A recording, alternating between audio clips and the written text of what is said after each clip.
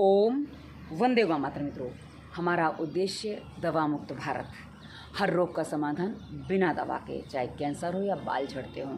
तो चलिए आज इसी श्रृंखला में हम आपके लिए एक वीडियो लेके आए हैं जो हम आपको बताने वाले हैं कि कोरोना काल के बाद लोगों की अचानक मृत्यु की संख्या इतनी अधिक क्यों बढ़ गई है।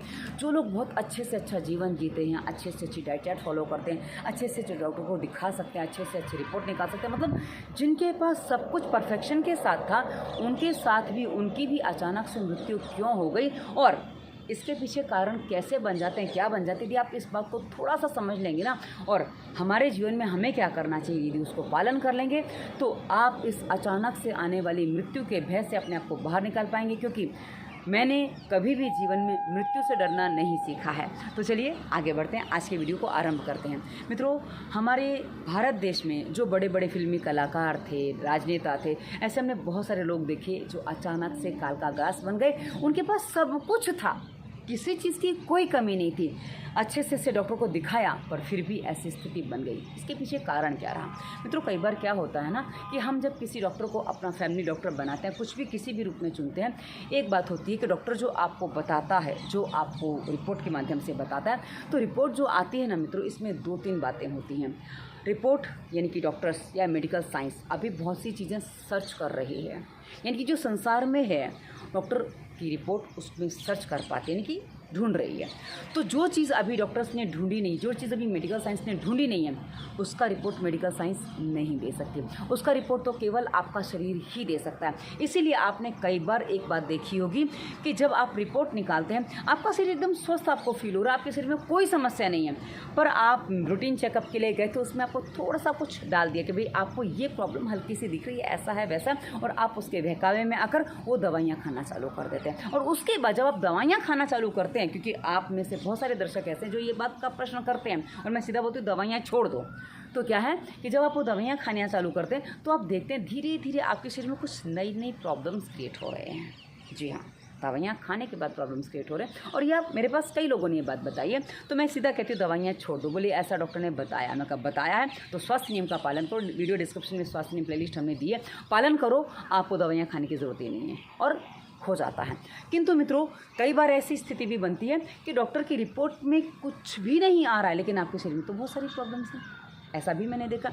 एक महिला मेरे पास आई, उसके शरीर में बहुत सारे पेन थे, उसकी जांघों में दर्द था, उसकी टांगों में दर्द था, और डॉक्टर की रिपोर्ट बोलते सब कुछ नॉर्मल है। अब क्या किया जाए? दीदी सब कुछ नॉर्मल है, क्या करूँ?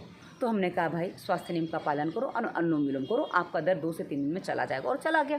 तो क्या होता है ना मित्रों कि जब आप रिपोर्ट निकालने जा रहे हैं, जैसा कि मैंने आरंभ में ही बता दिया कि भाई उसमें एक ही बात होती है कि डॉक्टरी यानी कि मेडिकल साइंस जो खोज पाया है उसकी रिपोर्ट तो वो दे देगा, और दूसरी जो नहीं खोज पाए उसकी रिपोर्ट उसमें नहीं आएगी।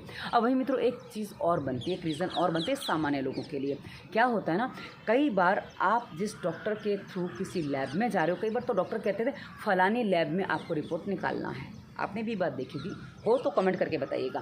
तो फलानी लैब में आपको रिपोर्ट निकालनी है, और आप जब उस लैब में रिपोर्ट निकालने जाते हैं तो वहाँ लैब वाले से डॉक्टर की साठगांठ होती है। उनको पता है कि इसको पेशेंट बनाना है, तो आपको कुछ नहीं है, वो आपको कुछ बताएंगे, हाँ, ताकि आप पेशेंट हो जाओ, आप दवाइयाँ खाओ। क्योंकि जहाँ आप एक दवाई खाना आरंभ करते हो एलोपैथ में, वहाँ आपकी दवाओं के क्रम बढ़ते चले जाते हैं। क्योंकि जब आप कोई भी दवा खाते हो, क्योंकि आजकल जो बीमारियाँ बताई जाती है उसमें जैसे गर्भाशय में कुछ प्रॉब्लम बता दी, किडनी में कुछ प्रॉब्लम बता दी, या लीवर में कुछ प्रॉब्लम बता दी, उसके अलावा डायबिटीज़, ब्लड प्रेशर, थायराइड, या फिर कहीं आपको दर्द वगैरह है, यानी कि आप इन समस्याओं के लिए जब कोई गोलियां खाते हैं तो इसमें केमिकल होता है, और कई बार इन दवाओं में स्टेरॉइड भी होता है।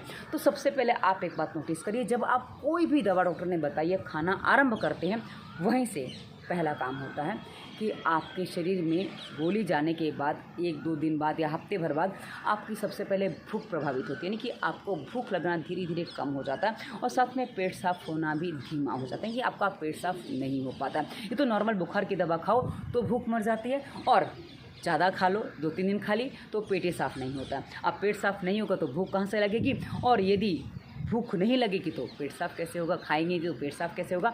अब दोनों बातें होती हैं। अब ये होता क्या है ना मित्रों, ये जो भी दवा आप खा रहे हैं उसमें जो स्टेरॉइड होते हैं, वो स्टेरॉइड ही आपके नर्वस सिस्टम को स्लो कर देते हैं, क्योंकि स्टेरॉइड का काम है आपकी गति को धीमा कर देना, या आप जो सोच रहे हैं, जो समझ रहे हैं, उसको वो न्यूनता दे देता है, इनकी उसको धीमा कर देता है।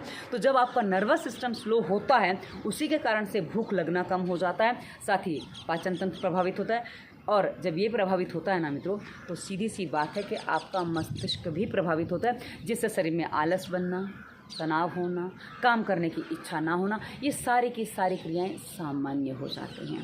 और ये इन दवाओं को खाने के बाद धीरे धीरे बढ़ती चली जाती हैं।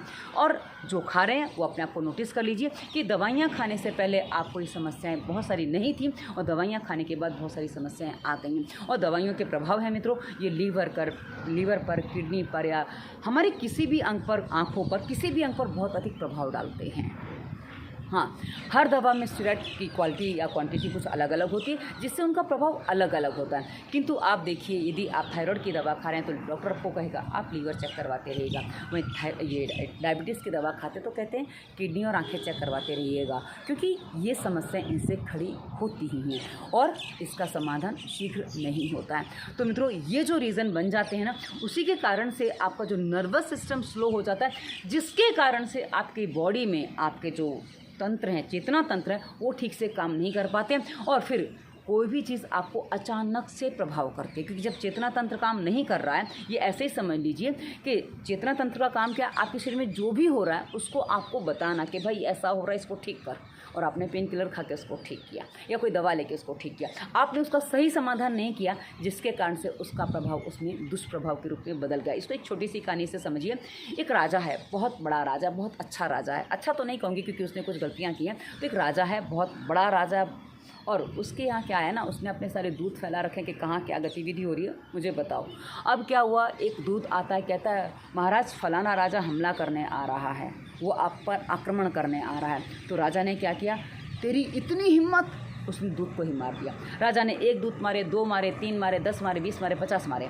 अब क्या होगा, दूत नहीं आएगा, सीधा उसका आक्रमण होगा, और वो राजा इससे बलशाली है तो सीधा आपको ध्वस्त कर देगा। तो वैसे ही मित्रों, जो पेन होता है, जो हमें समस्याएं छोटी छोटी आती है ना, ये हमारी वो समस्याएं हैं जो हमें दूत के रूप में काम करती है, जो हमें बताती है कि भाई ये छोटी सी प्रॉब्लम आई, इसका समाधान करो। लेकिन हम क्या करते हैं, दवाई खाते उसको बिठा देते हैं। जब हमने दवाई खा के उस समस्या को बिठा दिया, तो स्वाभाविक है कि अब दूत, कहा ना ये दूत होते हैं, अब दूत नहीं आएगा, आप सीधा यमराज आएगा। तो ये जो समस्या है ना मित्रों, कहाँ से क्रिएट होती है, मैंने आपको बताया है। यदि आप इन सब का समाधान चाहते हैं, आप अपने रोगों का समाधान चाहते हैं, तो वीडियो डिस्क्रिप्शन में हमने बहुत सारी प्लेलिस्ट दी है। आप नाम पढ़ेंगे, उसके साथ जो लिखा वो पढ़ेंगे, तो आपको पता चलेगा किस प्लेलिस्ट में कौन से रोगों पर हमने विस्तार से वीडियो दिए हैं, और आपको हर रोग पर वीडियो मिलेगा। और यदि हमारे निर्देशों को ध्यान से सुन के पूरा पालन करते हैं ना मित्रों, तो आप अपने हर रोग का समाधान बिना दवा के कर सकते हैं। क्योंकि हमने ऐसे सारे वीडियो डिस्क्रिप्शन में दे रखे हैं कि आपको क्या क्या करना है, कैसे करना है, चाहे आपके दिमाग में विचार चलते हैं, टेंशन बहुत है, सब कुछ हमने बताया। यदि करते हैं तो समाधान निश्चित संभव है। और आगे हमने इंस्टाग्राम, फेसबुक का लिंक भी दिया, साथ में हमारा व्हाट्सएप नंबर भी दिया। अब हमें प्रश्न भी कर सकते हैं, पर प्रश्न पहले व्हाट्सएप पर या पूछें। हम हमेशा कमेंट को रिप्लाई भी करते हैं, क्योंकि हमारा उद्देश्य दवा मुक्त भारत है। तीसरी बार मैं बता रही हूँ, क्योंकि क्या है ना, हम रिप्लाई इसलिए करते हैं क्योंकि आपके जो प्रश्न है उसका उत्तर हमारी जिम्मेदारी बनता है, हमारा कर्तव्य है वो, तो अपना कर्तव्य हम अच्छे से निभाते हैं। तो फ्री में समाधान चाहिए तो डिस्क्रिप्शन की वीडियोस देखिए, पालन करिए। नहीं समझ में आ तो प्रश्न करिए, हम आपको उत्तर देंगे। पर बात करनी है तो उसकी कंसल्टेंसी फीस होती है। तो आशा है आपको सारी बातें स्पष्ट हो गई होंगी। धन्यवाद। वंदे मातरम।